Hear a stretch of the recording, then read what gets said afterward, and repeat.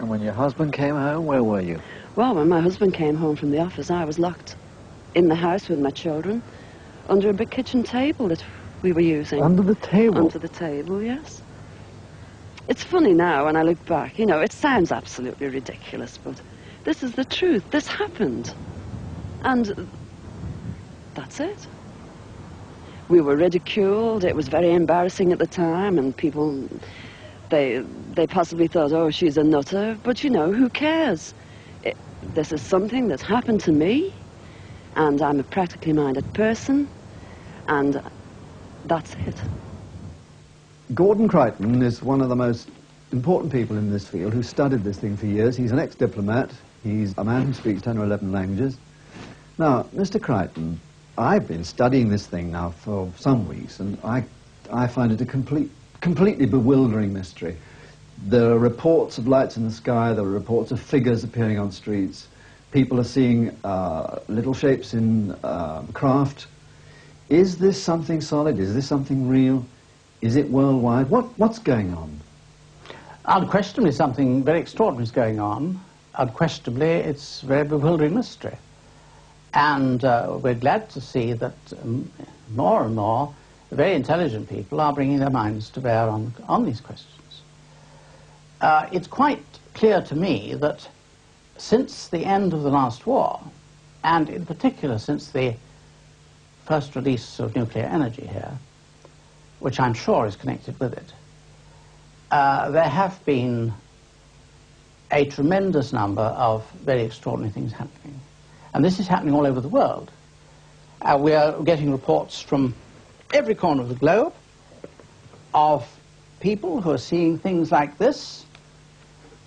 That's a United States Air Force sketch of the type of creature which terrorized a household of people in Kentucky one night. They shot at them with shotguns, and they said that when the pellets hit them, it sounded as though they were firing into a bucket. This is a little figure about 3 feet high.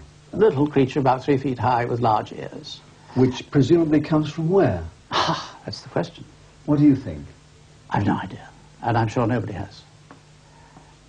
Here you have a case of something seen in the Renault factory in Cordoba in northern Argentina in 1972. A large thing which was human-like again. It was seen in the man's washroom and many other parts of the factory, encountered by a whole lot of people. It caused electrical phenomena. It caused the internal combustion engine to stop when people came near it in the runabouts. It was seen to go up. These creatures were actually seen to leave the factory at night by people outside the factory. These creatures were seen to go up to be drawn up into mysterious craft. Now, in the early years, and I say that, when I say the early years, for me that means nearly 30 years ago, because I saw one of these things in China in 1941, when I was in the embassy there. I naturally didn't say there goes a flying saucer, because the term hadn't been coined then. But I did think I'd seen something very extraordinary. And I never forgot what I'd seen. And some years later, I was in America, and I began to see the reports in the press, heavily censored reports, some of them, of things, yes, because they're military reports, of things that were seen over the Western Front. And my files began then, and this house is bulging now with files. We have a lot of evidence of people being maltreated. We have a lot of evidence of cases of people who've been killed, who've been burnt badly by radiation, by unknown forms of rays. People have been carried off and have certainly not come back again. None of this looks to me like the behavior of benevolent beings. And therefore it's not surprising that you've mentioned the attitude of governments. It's not surprising the governments aren't saying anything about it. And I don't want to go on record as being critical of the governments for their view. I think it's a very serious matter. I think it is not one that one can bring to the attention of everybody. In other words, you're telling me there's a deliberate plan to keep this away from people? I'm sure, and I think very wisely.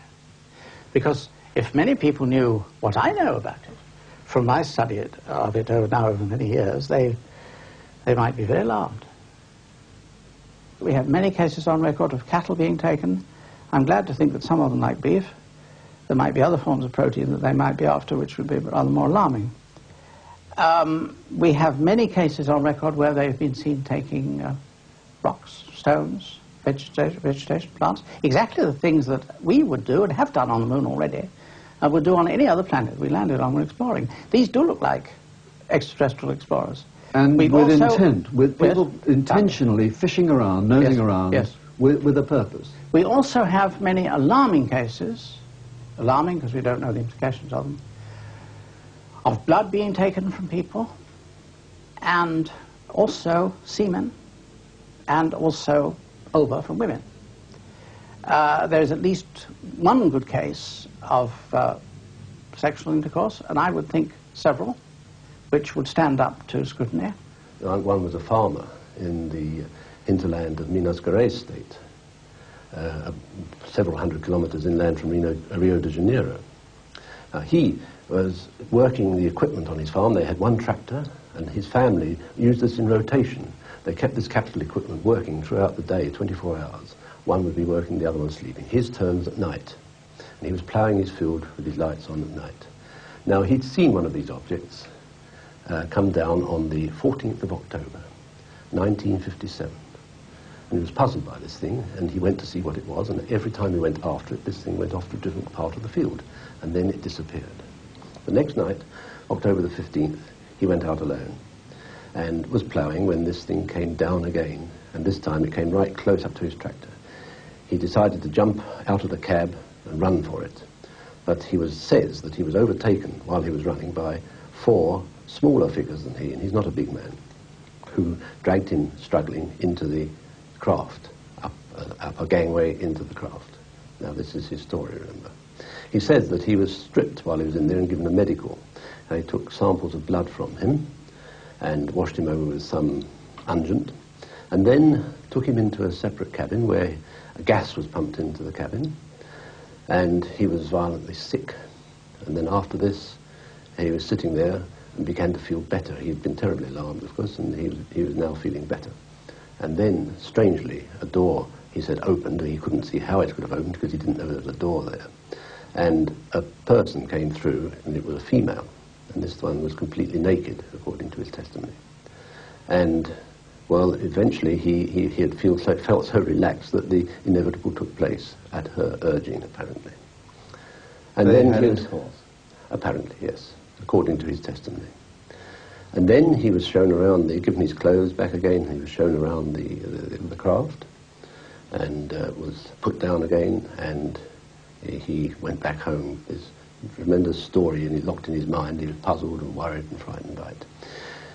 He began to come out in spots, and later, at his own expense, he knew that there had been some stories of this sort of thing floating around in Brazilian magazines, in O Cruzeiro magazines like this, and he found his way to the offices of O Cruzeiro and saw one of the editorial staff, João Martins, who took him to see Dr. Lavo Fontes, medical doctor, and they took a disposition from this man, a testimony, and gave him a medical examination.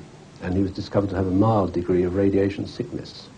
Now, how a man had picked up radiation sickness in the heart of the Brazilian hinterland, ploughing a field, goodness alone knows, living a simple agrarian life, very simple agrarian life, goodness alone knows. Now, you have to bear in mind that these people who have these experiences are not readers of Flying Saucer Review. They're not members of Flying Saucer spotting clubs. They're ordinary people. And they're very often, if it's South America, there may be illiterate peasants on the slopes of the Andes. And yet, all over the world, people are having experiences which fall into a recognizable slot. Which means that you and I have to face up to the possibility that this is mental illness which is happening, in fact. These are the emanations of people who are ill. It would be a very nice theory. And if it were that, then I think the medical profession have wasted a lot of time in not getting onto it. But we have a lot of doctors who are interested in the subject, and I don't know any of them who believe that it is mental illness. We do admit that there are cases of people who are very seriously disturbed after having the experience, but not before.